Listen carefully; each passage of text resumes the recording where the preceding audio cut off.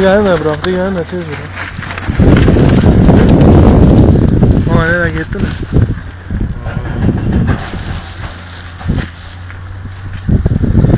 Geçti gel taraftan çek.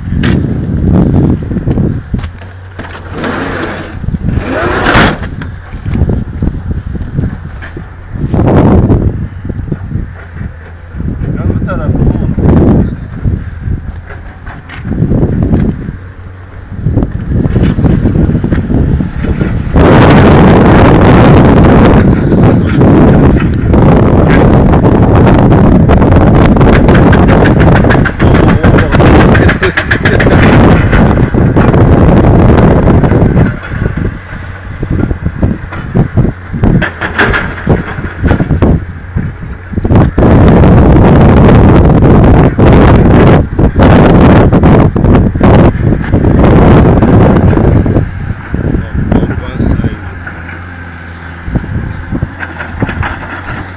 Parça yetiştiremez.